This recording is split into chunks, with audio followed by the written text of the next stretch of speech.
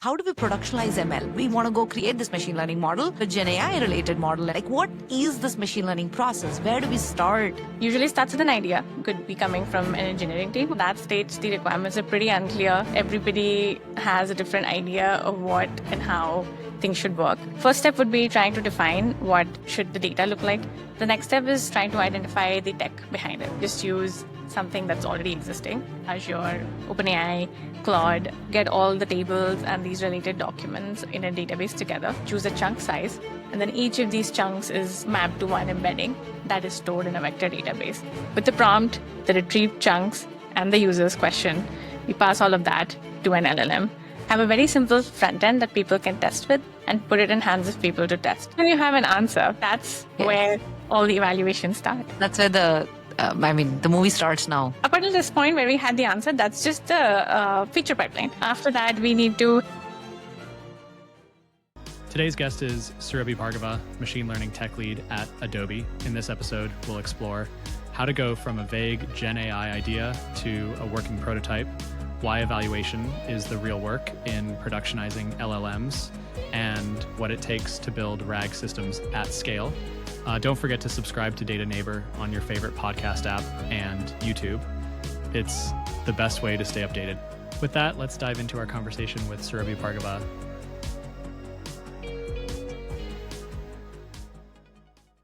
Hello, everyone. Welcome to the Data Neighbors podcast with Sravya and Sean. In today's podcast, though, you have me, Sravya, and chatting with Surabhi, a machine learning tech lead at Adobe, working on leading machine learning technologies and GenAI. Welcome to our podcast, Surabhi. Really excited to have you here. Thank you so much. I'm really glad to be on the show today. Welcome, Surabhi. Thanks, Hi. Awesome.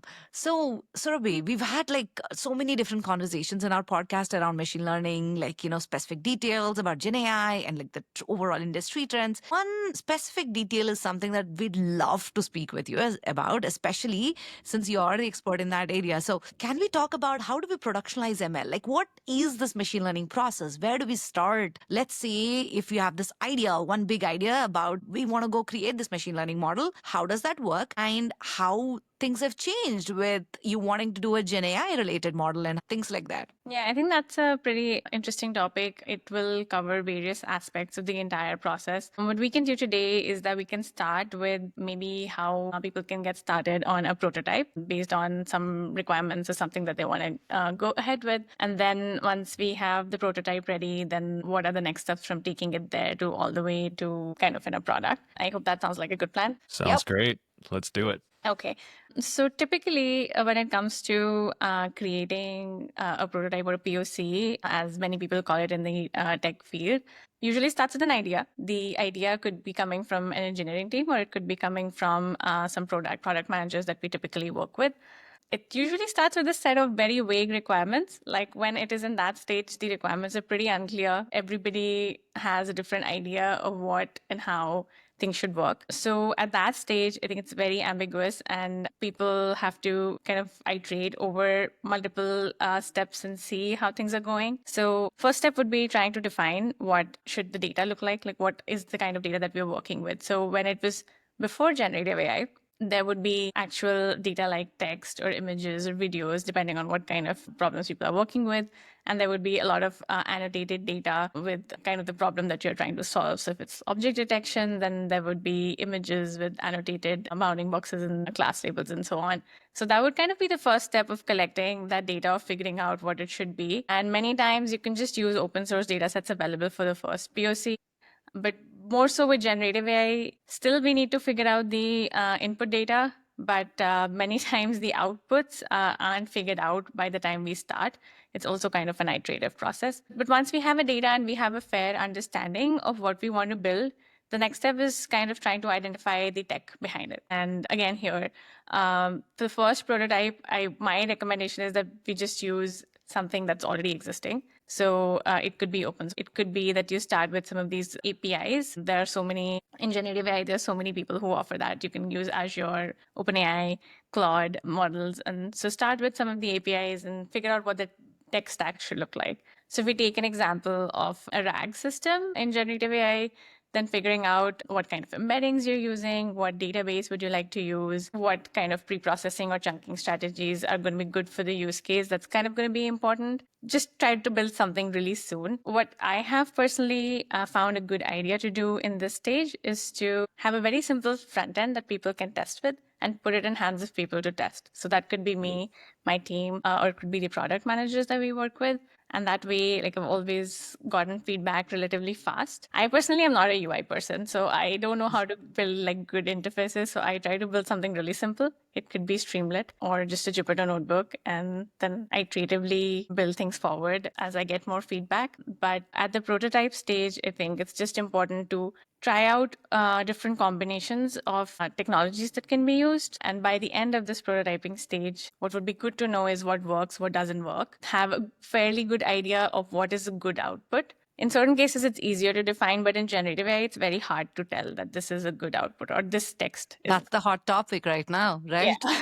So have some fair understanding of what's good and what's not good. Have some level of good code in this prototyping phase. I think a lot of the iterations on improving code quality and adding tests and all that happens when it moves to the productionizing stage. But that's kind of my goal when it comes to prototyping. Let's start with a set of requirements, come up with something that is aligned with what we think is good quality, have a fairly good understanding of what technologies are going to work, what are not going to work, and just kind of, hit the pedal on development cycle with having a prototype ready. And most importantly also is knowing what success looks like, right? Yeah. What do we want? Yeah. So this is great. The just to clarify, this would be for like a production like environment prototype, right? yeah, it actually could be any. Not all prototypes eventually go to production, but at the end of this prototyping stage, when I say that knowing what's good or bad, that's kind of aligned with what success looks like.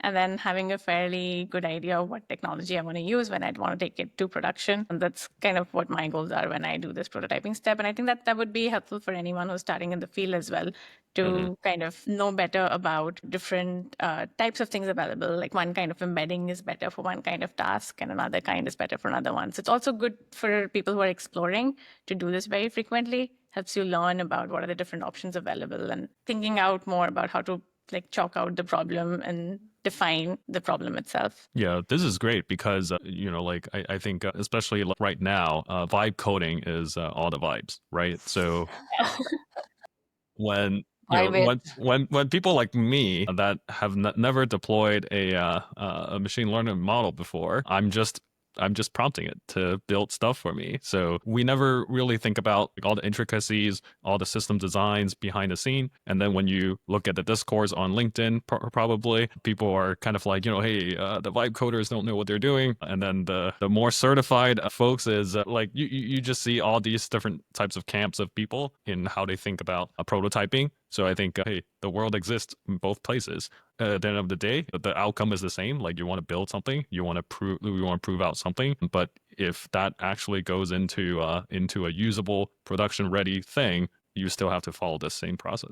Yeah, I'm totally a vibe coder when it comes to front end. I already kind of called out that that's not my thing. And I've actually found it pretty useful to get started and have a simple thing ready for me to use. So Surabhi, I know I'm asking you it on the fly right now, but can we think of an example and get into the deep dive of it? How do you think of that as a solution? I know one problem I deal with, right? Since I've been like a data science, I was an IC at some point and then a manager and later, especially when as a leader, when you don't do like coding day to day, every single day, you basically, and there is like a problem you want to go look for, it's so hard to look through repo and find out what's exact table you have to go after. I know there's going to be data catalogs and here and that you could do, but I'd love to chat with a chatbot and give it a problem and it tell me what's the table you can go after. And this is an example code. I know Databricks and other tools are currently trying to build something like that, Glean, for example, and stuff. But let's say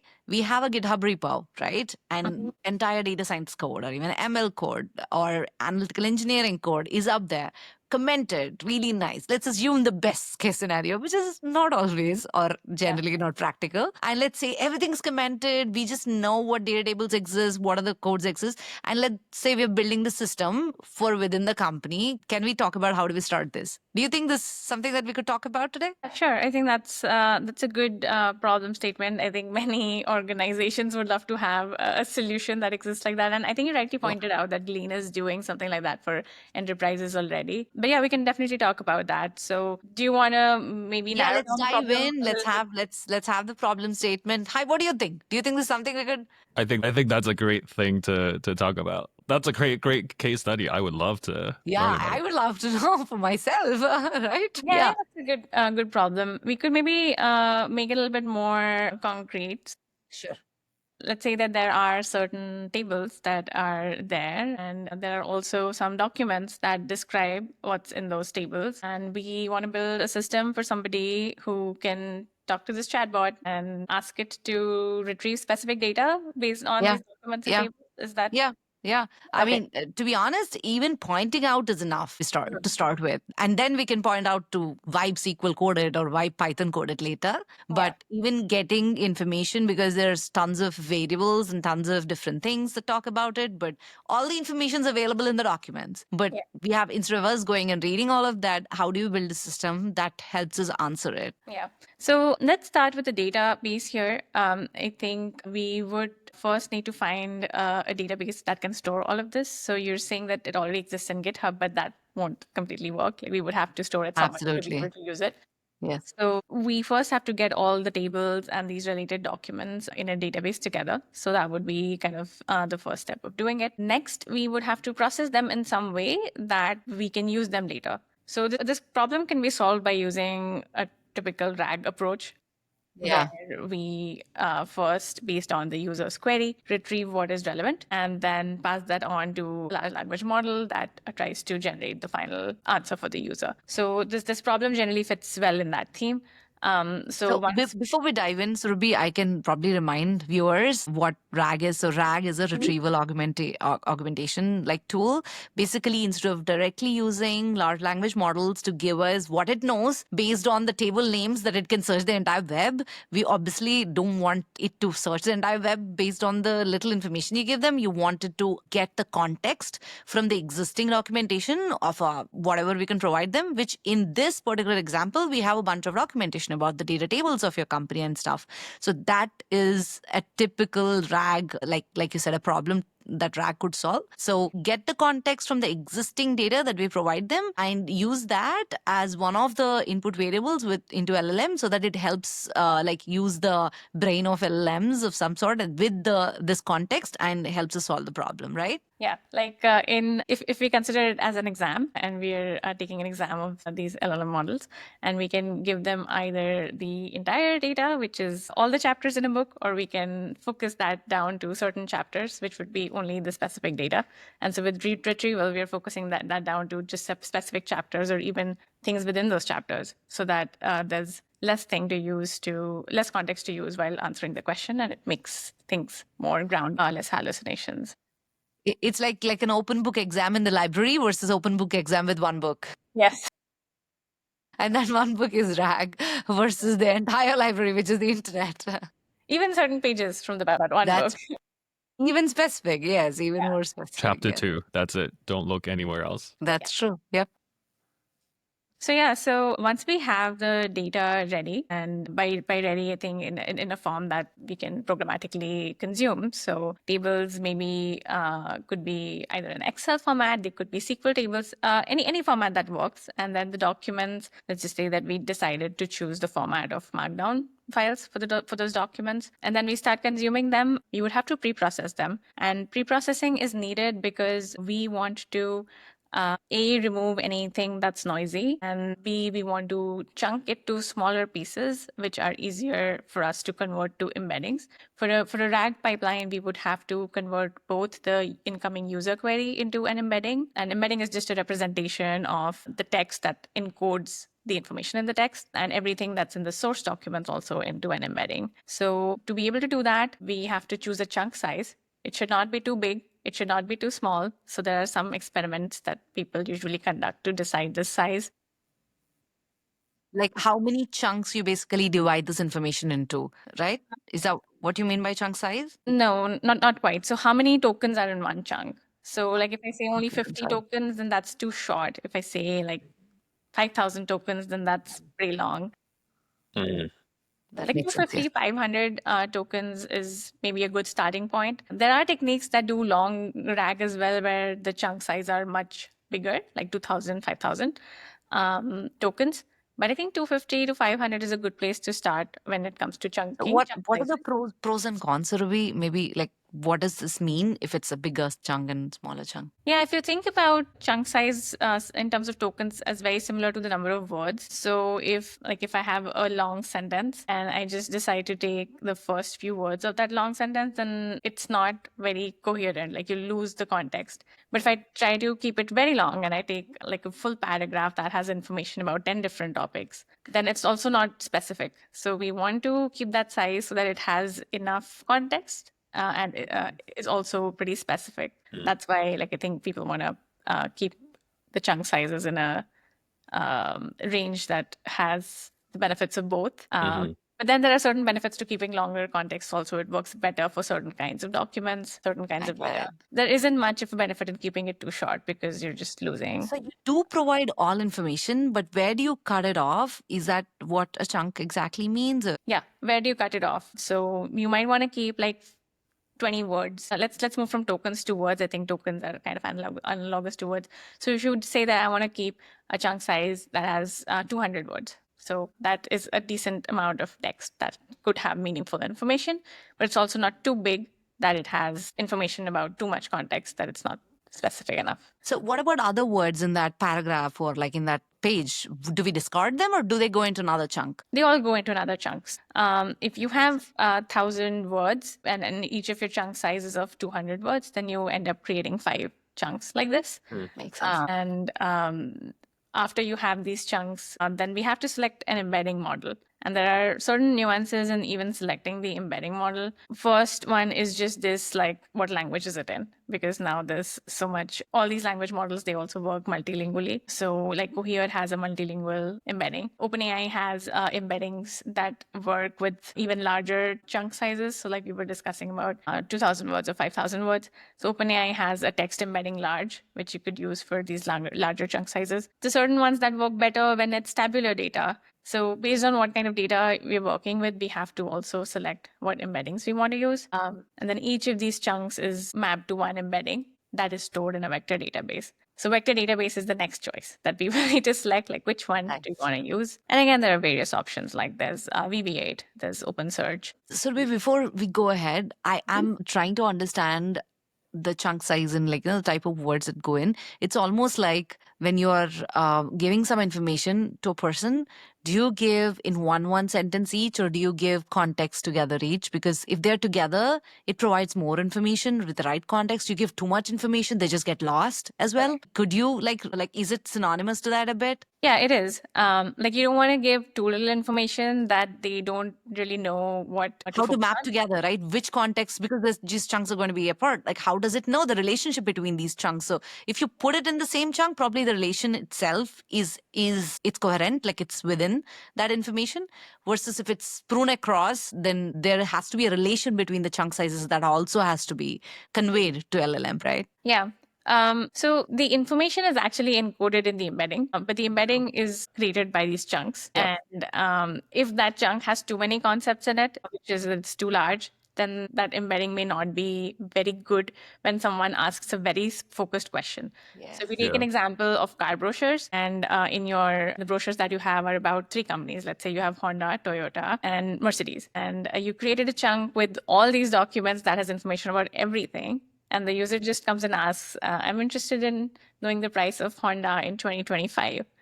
And your brochures have 23, 24, and 25. So if there was a chunk that was really big and had information for all these models for all the years, then the LLM has so much data that it can give you the wrong information. It might give you the price of Toyota in 2025 instead of Honda if it's getting confused. But if your chunks were smaller, if we would have one chunk for every car, Honda, and every year, probably it's yeah, easier. and then it is more likely to retrieve the right chunk. So Honda 2025, and more likely to not get confused and give the right answer. So that's kind of how to look at chunking Yeah. in general. Surabhi, how do you, at a high level, how do you kind of determine the cutoff for chunk sizes? It's usually through experimentation. So we have to start with the default value, but then we have to build a full kind of system and then measure how changing these impacts the answer quality. So we Yeah. kind of have to like put together the embeddings, the vector database, the retrieval step, generation, and then with some metrics, try to estimate how these are impacting the final answer quality or just the Got it. retrieval itself. Got it. Got it. And then Yeah. for embeddings, typically I would assume nobody trains their own embedding models. Is that right? Like just use Rarely. something off the shelf? I think people used to before we had all these language models. Even when BERT was a thing, BERT, Roberta, all of Yes. those became a thing, not even Yeah. large language models. When language models became a thing, I think people stopped training. Sometimes you would still fine tune, and I think people still do fine tuning, but it's just going down and down and down how much people train and fine tune to get better embeddings. So You most almost Yeah, get a makes sense. is just reusing out of the box.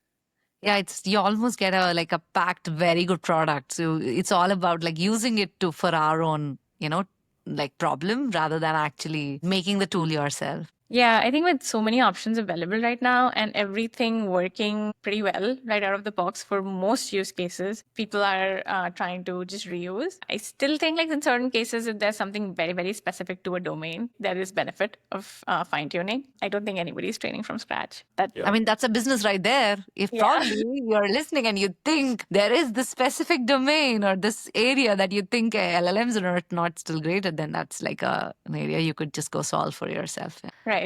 I mean, when I said nobody is training, I think I just meant people typically on the using of these things side. Like OpenAI still does, Cohere still does. These companies are still doing it.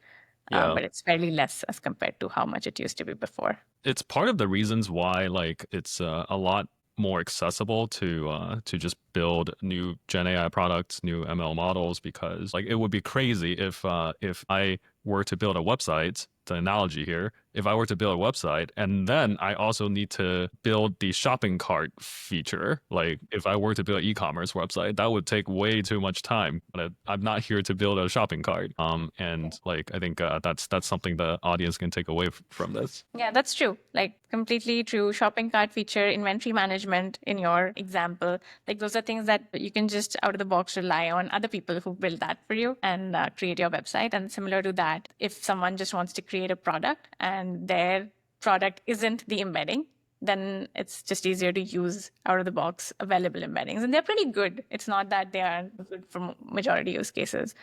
Yeah. Cool. Makes sense. So you have the embeddings, you put them in the vector database. What happens next? Right. This is like, I love this. This is like a movie and there's like, trailers in between and we just digress, now come back. Yes. We cover a few branches, then we come back. Yes. Yeah, so they went into a vector database, and again, vector database itself is a choice that people may have to make, but the ones that are, again, available are pretty good. VB8 is good, OpenSearch is good. I have heard Pinecone is good. So there are a few available, both paid and not paid versions. But once that is decided and they are in the vector database, then comes the user question. The user question itself has so many different problems associated with it. People are lazy. They don't type I the agree. question very well. As a user of ChatGPT, I think my queries, as a developer and a user on generative AI, I think my expectation when I am using a product is very different from when I'm developing a product, because I would want people using my product to give me good queries. But as a user, I don't give ChatGPT good queries. So they are incomplete. They can have a lot of mistakes, grammatical errors in them. They could also be coming in multiple tones. So like there's a whole bunch of issues that could be with user problems, with user queries. But what we need to do is take the user query, possibly reformulate it so that it looks good in terms of retrieval. Because for a retrieval system to work well, we need a good user query. What a retrieval system tries to do, it tries to retrieve the most relevant context to the user query. And we do that by trying to match the embedding of the user query with all the all the document context that we have put in the vector database. So in that aspect, the user query needs to be specific enough so that it is able to retrieve things well. So retrieval does not work very well when there's a query like summarize, because in our documents, we're not going to find the thing summarize across the context. But if we say, again, what is the price of Honda City in 2025, then that's a very specific query. And we can retrieve things for that. So first step would be reformulation of the query. Then next step would be generating the embedding for the query. And then finally, we will have to retrieve the relevant chunks from the documents. And there are so many things that people can I do. have so many questions in this Go ahead. already. So another digression. Leave notes or something. So regarding us reformulating the query, how does it typically done? How is it typically done? Is it like, do you speak with a subject matter expert? Like someone's asking this, right? Do you how does like a Gen AI ML tech lead work in this specific, situation? Now we have a problem, right? So do you speak with people, like when people say this, do they actually mean this? Is there something behind this, just to understand the context? Or is it purely like a technical thing? Like what is the balance here? That's a good point. Like I've not thought about it, the one that you said earlier, which is the human aspect behind it. I have, in my experience, only tried to tackle this on the technical side. So I have the chat history, and I can reformulate the query using an LLM. Again, you can use that was my next question actually. So even for reformulation, you probably use like LLMs, right?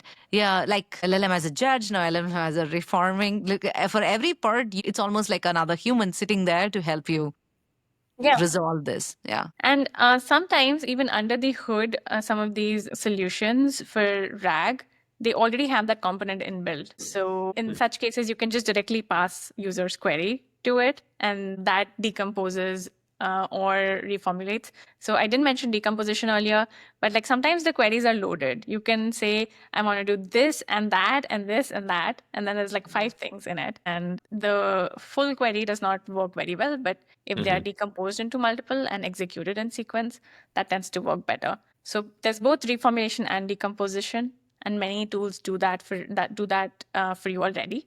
But if like somebody wants to develop their own, then it could be done using an LLM.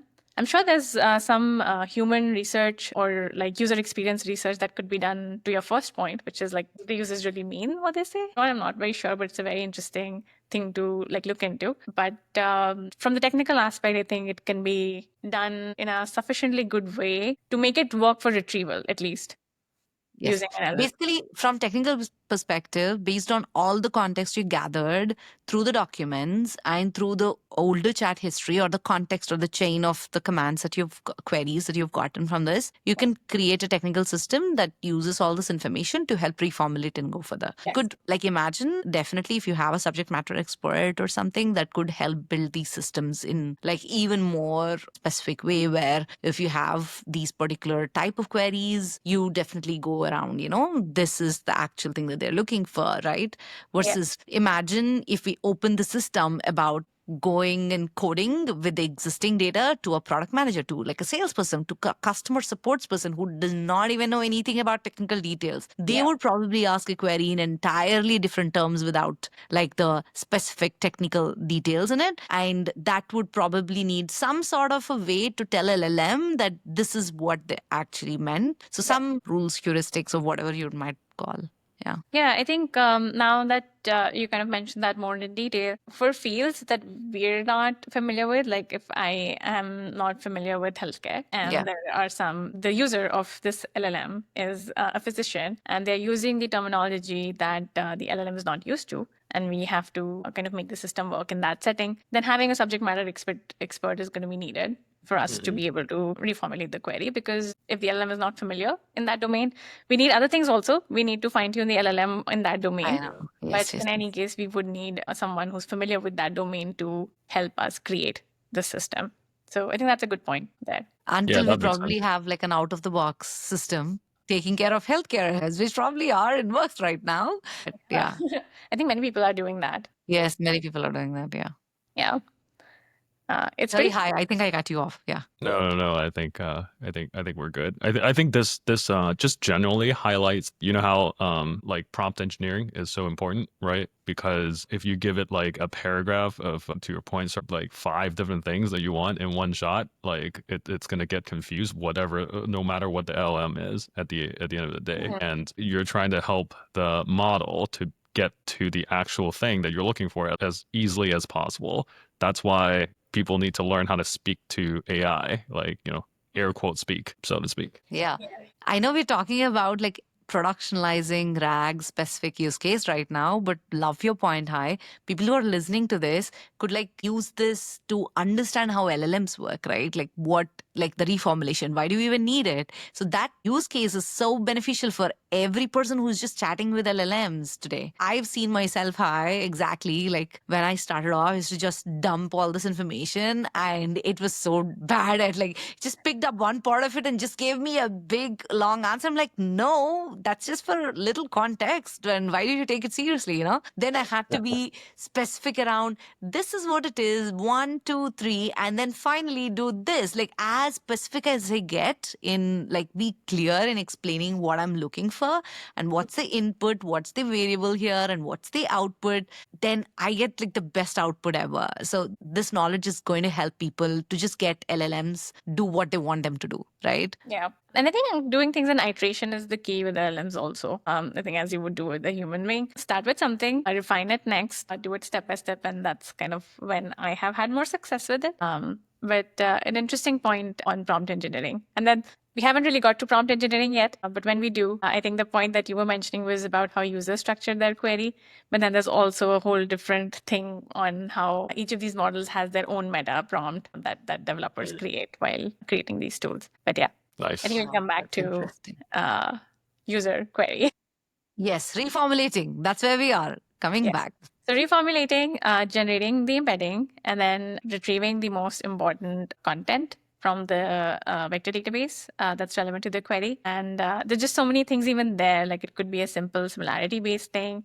There could be re-ranking. There's just a lot of variants available. I think my recommendation would for that also for people listening to this would be to choose whatever you think you need for your use case. Not everybody needs a re-ranker, but definitely re-ranker helps in making retrieval work better. So in terms of trying to look into how to create the RAG system, definitely recommend reading up a little bit more on re-rankers and different types of similarity search to choose which one works best for your use case. And so by the end of this step, we have retrieved the relevant context for us. And now we have to pass that on to an LLM with the system prompt. So that's where the system prompt comes in. And there also, I think there are lots of good practices when it comes to doing prompt engineering. Keeping it simple is one of my favorite ones because the more we complicate it, the more confusing it gets for the LLM. And it's very similar to like explaining it to a human being. If you can explain it in simple ways and you can define the expected inputs and outputs and give like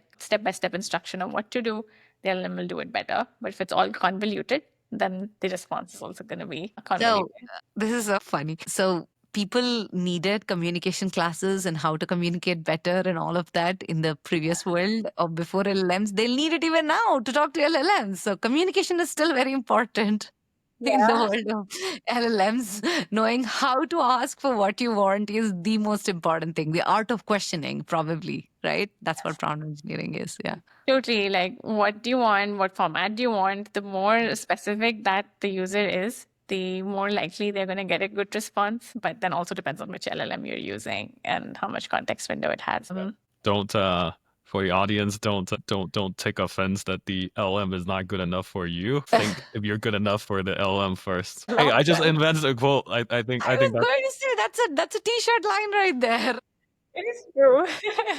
there we go. It is totally true. Like so many times I've kind of tried to do a slightly more complicated task and maybe I would try it a few times and it would not work and then I would just go back to maybe I should just do it myself. I think they're pretty far enough in what they can do, but I think there's still a long way to go. for. It's just more patience for me, Surabhi. There was this complicated thing that I was trying to want it to do for me. I was like hell bent. I'm like, I'm not writing code for this. I better get, ChatGPT Enterprise to write this for me. And then all it needed was like, okay, let's just take a deep breath and give everything. Yeah. And it was probably 10 seconds more, 15 seconds more, and actually thinking before you writing, like what should I give it so that it gives me what I want, right?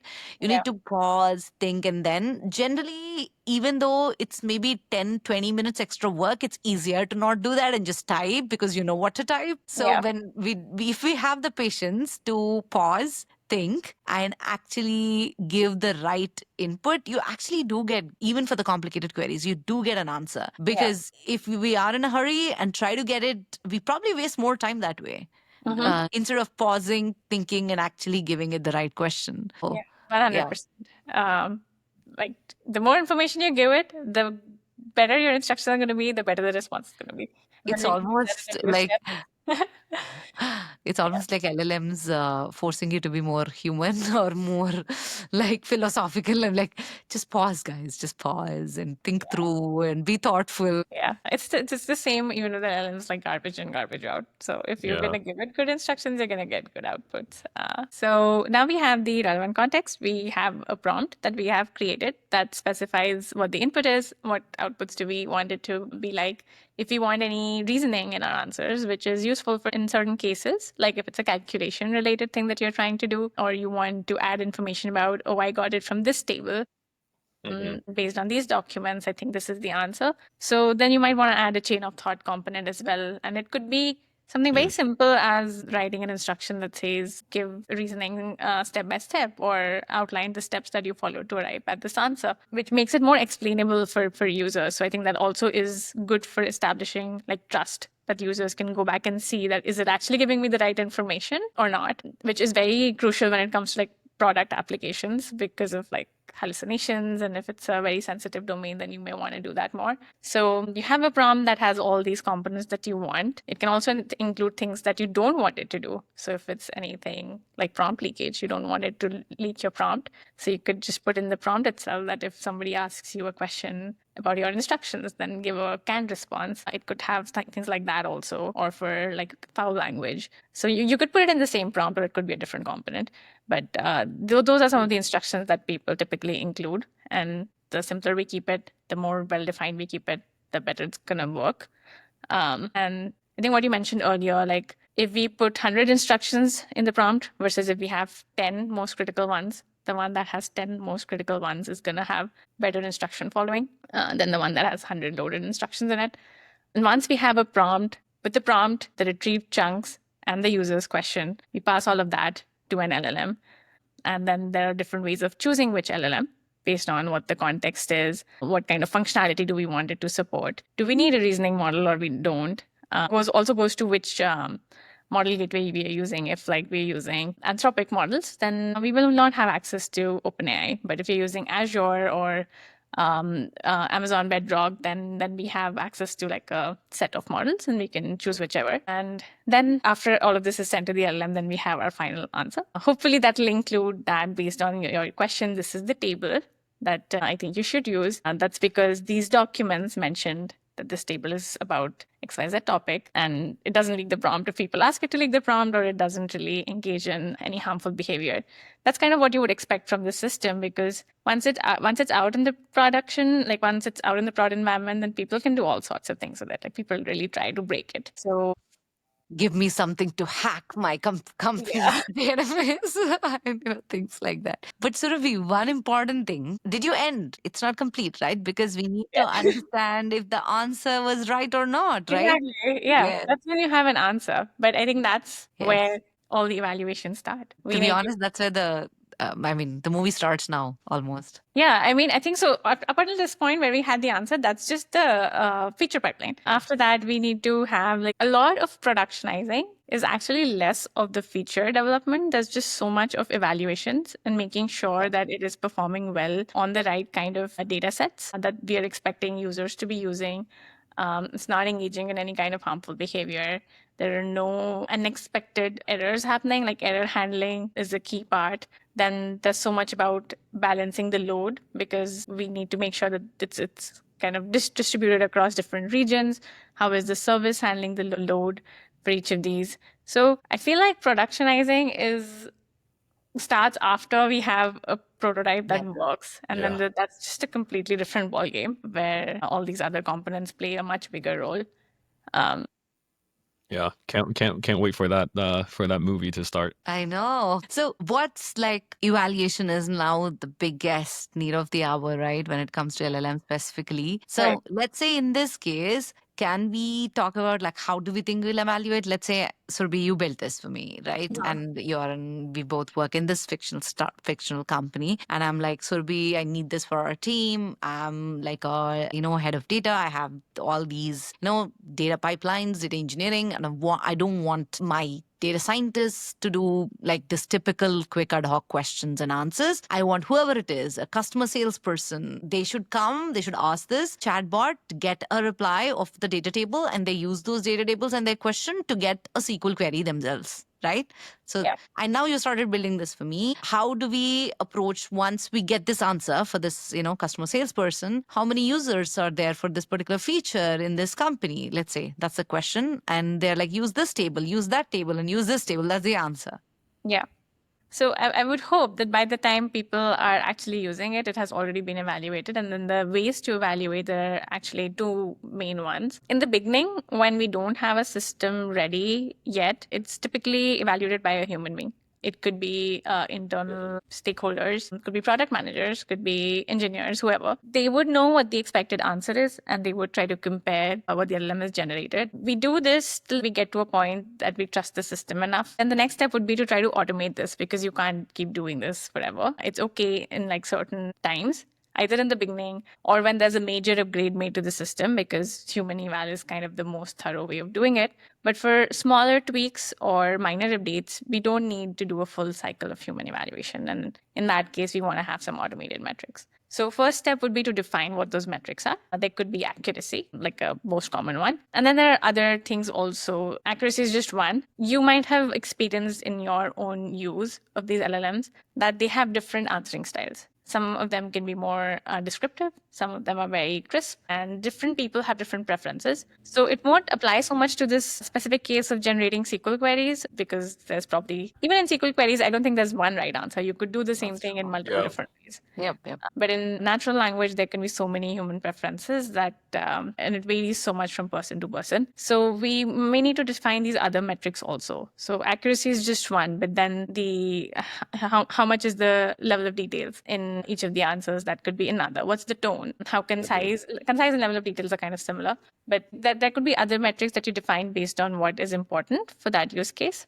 And then we need to create the data that can help us measure that. So for accuracy, it's like answers. And for the SQL query case, if there are two SQL queries that solve this problem, then our set of gold answers need to have both those queries. And then a typical way, like there are naive ways of doing this. You could be comparing answer similarity, but that's a slightly older way of doing it. Everybody now uses LLM as a judge. I know. Use, if your model is built on GPT, then you could use Claude to evaluate it. It's generally better if you use a different family of models, but it's funny how different family of models also give the wrong answer in the same way. So if you get a wrong answer with GPT, you might get the same wrong answer with Claude, although they're trained differently, but still kind of trained on similar data. But still, LLM as a judge is a very They're common. probably lobbying into thinking that they are all great and helping each other out. I think they're great for easier tasks. For something more complicated, I think there's still a little bit more to go. But yeah, LLM as a judge is a very commonly used technique. There are also metrics that people use to measure retrieval. I think I'm talking. So one thing, Surabhi, before you go into that, I wanted to give slightly more detail on LLM as a judge. I think some of us know, but for people who, I mean, the name itself is pretty descriptive, like LLM as a judge. So basically here we use LLMs themselves to help understand if the output is good enough, basically for evaluation, right? Yes. And how do we quantify that? Like, even this evaluation, I had the question when you said humans as well. Like, do we have any sort of quantification? Let's say we try for, I don't know, 10 queries, 20 queries, or like, is it 1,000 queries? Like, how do you go about, when does a human stop and when does automating start? And in automating, how do we think about, like, how long do we want to keep evaluating? Like, until we get the high quality? Like, what's the measure? Probably all these are the metrics that you were talking about. What is the goal, right? Yeah. I think there are a few questions that you asked there. One is on data sets. So, how many samples do we want to evaluate before we say something is good or not? There is no right or wrong answer. I think the more, the better. But for human eval, it's not very feasible. So, you could start with 100. You could start with 200. That's still a lot if somebody. Basically, the constraint is human, probably, and human time, right? Yes. Okay. And that's doable if, we're outsourcing it, if we are getting someone on some of these platforms to do it for us externally. But internally, if it's you or me or a product manager who's trying to do something, the time is even limited. So it really varies based on what is the medium of doing it. For auto eval, it's much easier. It could be scaled to the level of hundreds to thousands to how much money you have to spend on The using it. constraint is money. The first one, the constraint is human Yeah. time. The second one's constraint's money. Yeah, even with the second one, I think there is a little bit constraint of human time because we may still want to review what the LLM has done, specifically on any sensitive domains, but it's much better. It's more scalable than human eval. You do have to invest the time to like write out very specific instructions and very specific judging criteria, though, right? Yes. So then you have to define the instructions and the That's true. metrics to use.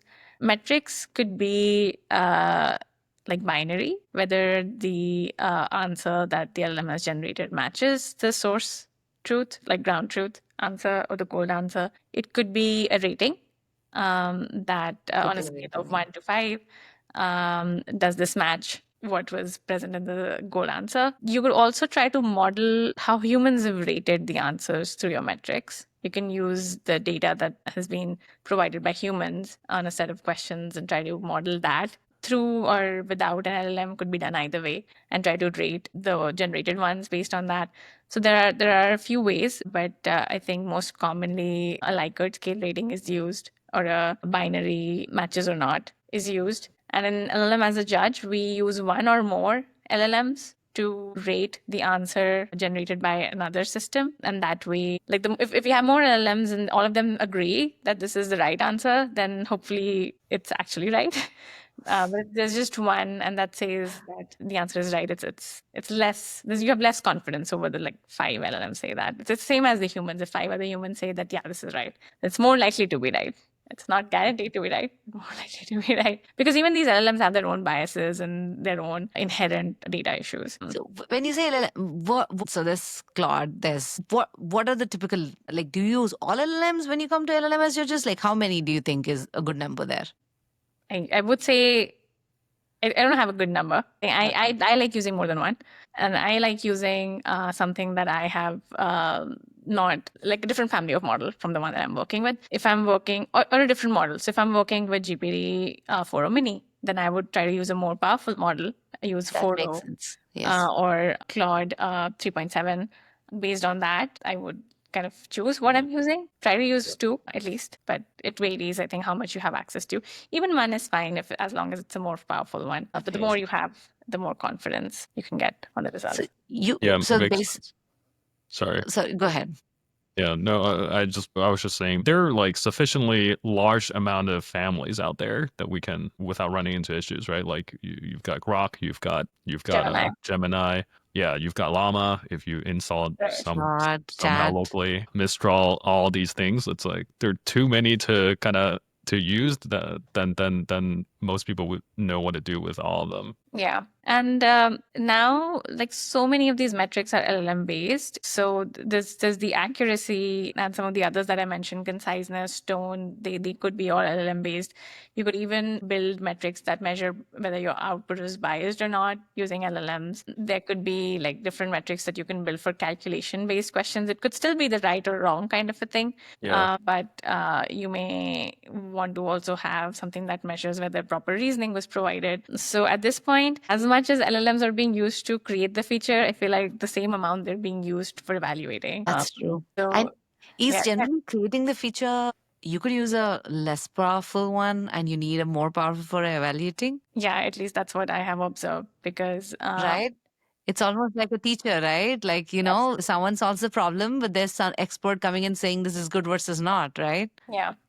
And there's just so much subjectivity that sometimes, even though like you can have many metrics, you just have to get things in front of a human being and tell which one's better or not. But still, some of these auto evals have made it more scalable than before. Yeah, makes sense. Surabhi, do you eval the different steps in the kind of like in the system? So for example, like in the embedding Yeah. stage, do you have evals there? In the reformulation stage, do you have evals there?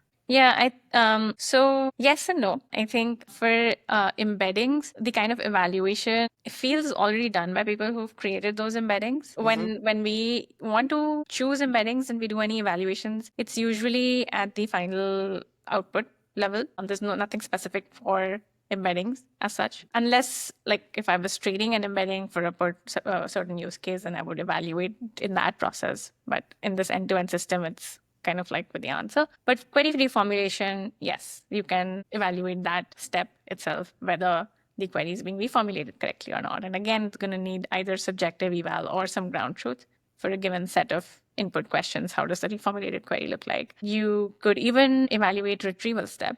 And that's what I was sharing earlier, that there are some retrieval metrics, like you might have heard of RAGUS metrics, and they kind of try to measure context precision and recall.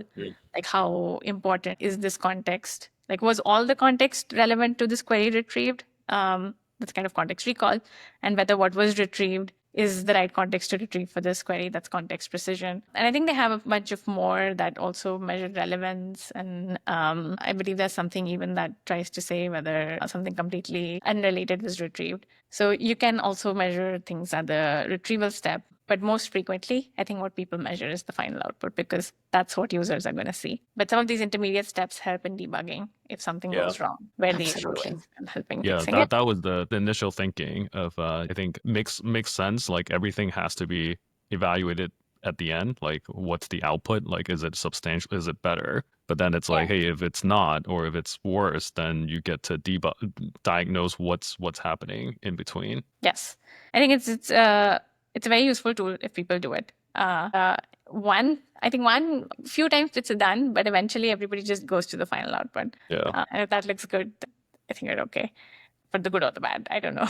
I mean, it's crazy. It's so like the way that I would describe it is like mentally taxing because mostly it's not like a 0 or 1, right? Like binary is easiest, but then most of the time these things are subjective. So it's like, is this good enough? How good enough is good enough? You have to give it so explicit instructions or criteria that by the end of it, like I was telling Sravya and Sean, I was building a workflow with agents in between. And then I was like, it's so taxing to even think about, is this good? I can say it's not good, but I can't define why it's not good or what You good need looks to have a like. context of what's good, right? Yeah.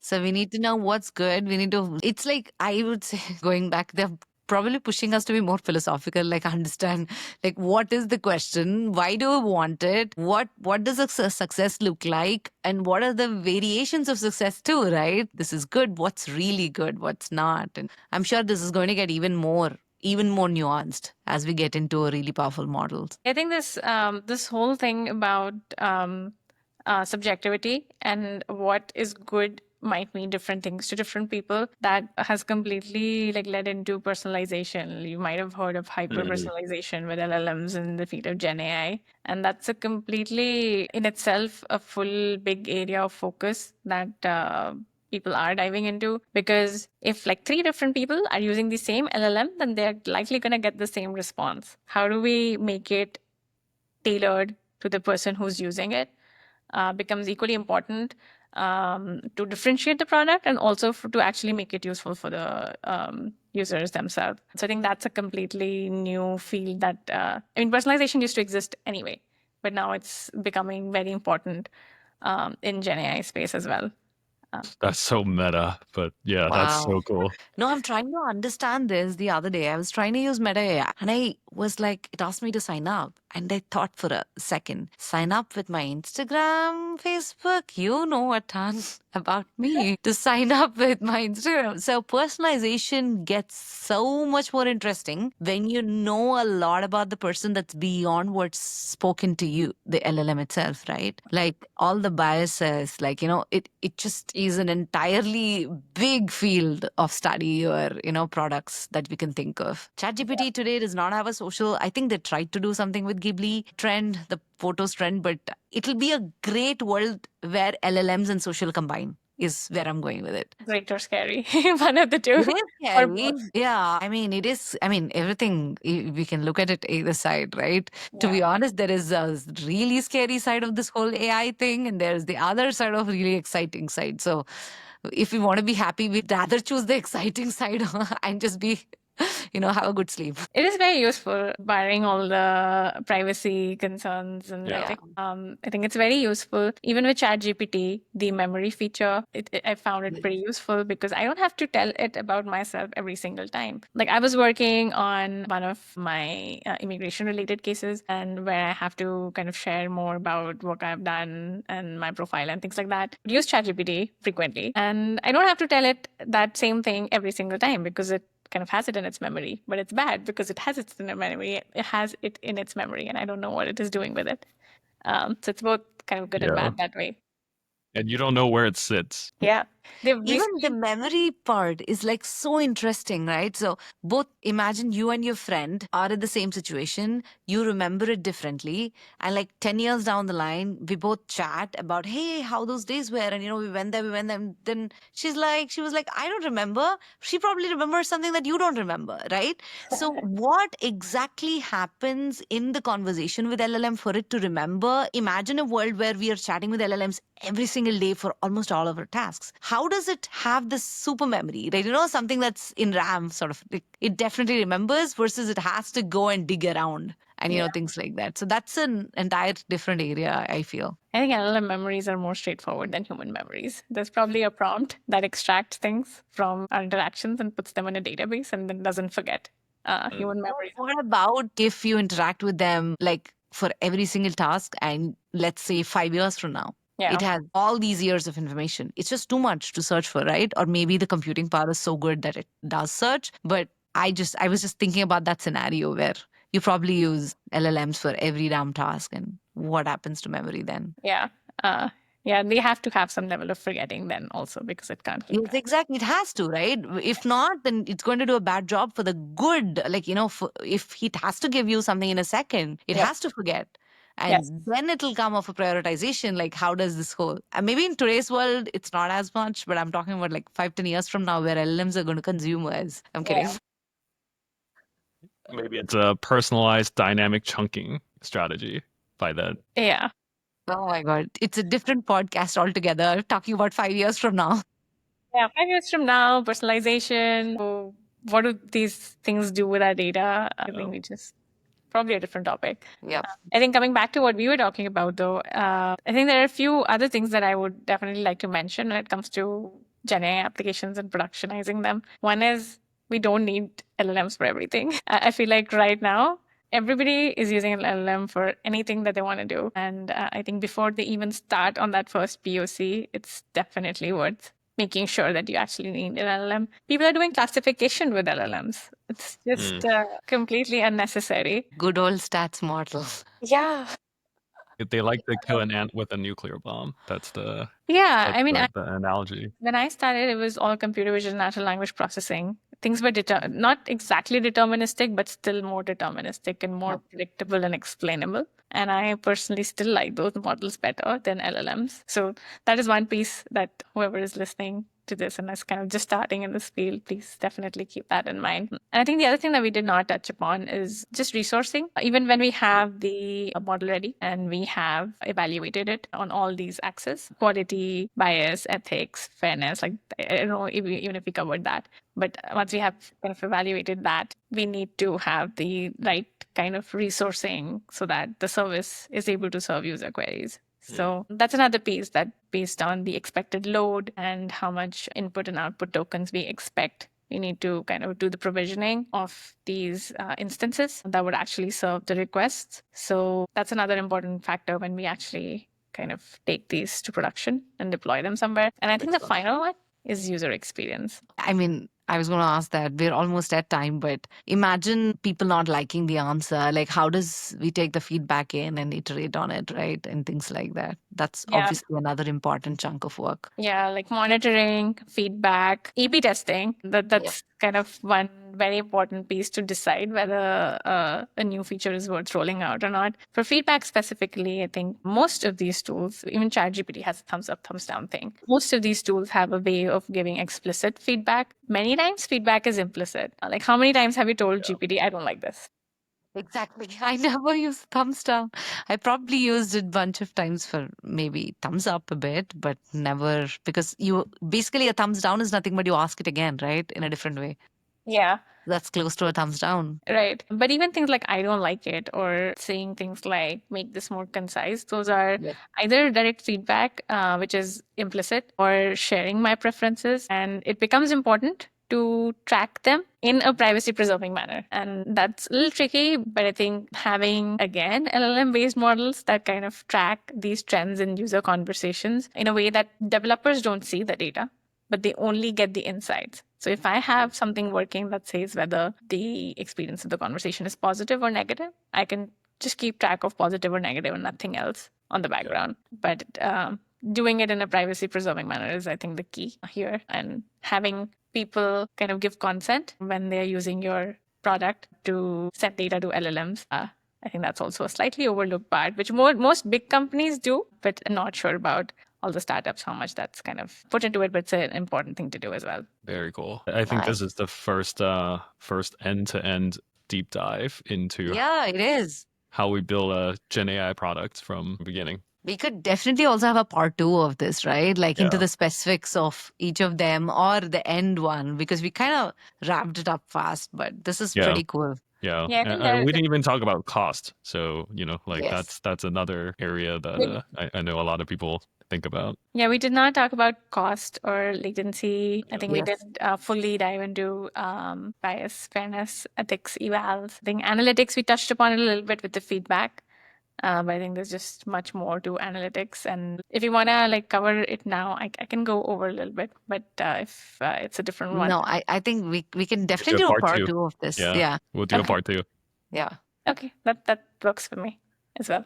Cool. Awesome. Well, this has been such a wonderful episode. I think like it almost feels like as the podcast goes with more and more episodes, people could just listen to this podcast and they're good to go for their Gen AI career. So thank you so much. I know. This is pretty cool. Almost like every podcast is becoming a slight summary of all, overall and giving like a new way of, diving into this topic. So thank you so much, Surabhi. This was great. I would love for anyone who's listening to this, you have any questions for what we've discussed so far, please, have them comment.